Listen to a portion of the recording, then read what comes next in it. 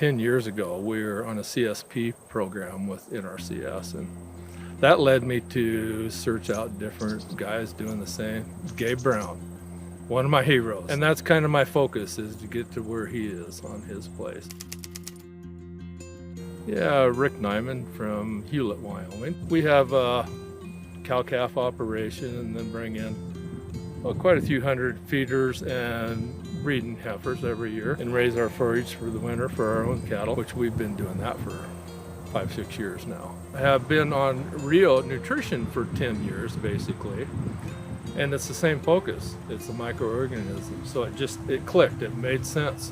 Why not feed the soil like you do the stomach? It's all about soil health, and Rhyzogreen plays right into that. So right offhand, this field that we're in right now, it came back pretty good. You can see the alfalfa behind me, but we had 3 inches of rain in the last 2 weeks. But a very dry, hot summer, had multiple days of 100 degrees. This field put off maybe half a ton an acre.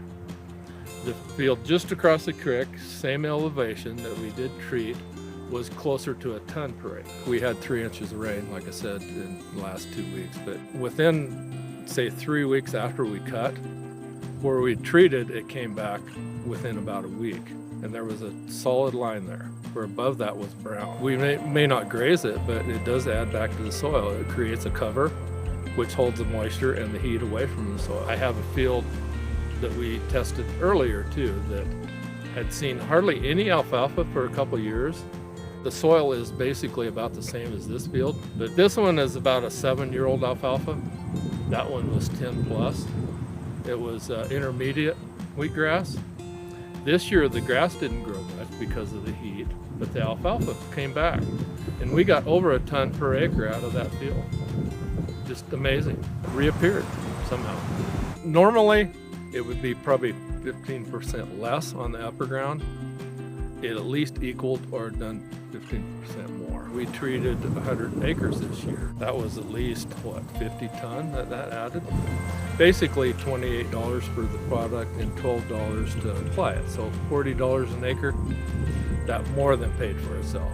And this is a dry year, and we're talking less than a ton of forage. So I can't imagine on a pivot what it could do if you're expecting 2 ton and add 20 to 30% on that. It pencils. There was 11 per shovelful on what was treated. We found 4 on this one here. Same type of soil. That's 175% increase in worm production. Boy, that's a telltale sign right there. It's healthy. Unnatural fertilizer too is something that we don't know what it does to our own bodies, let alone the cows. Which I've had some issues myself in the past here that relate back to autoimmune issues. And that could very well add to it. I got 3 grandchildren.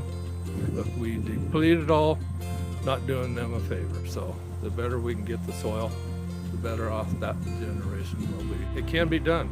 You don't have to sell the farm to get it healthy. It will work together.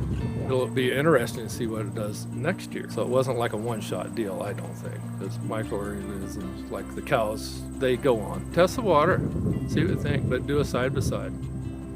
It'll be interesting.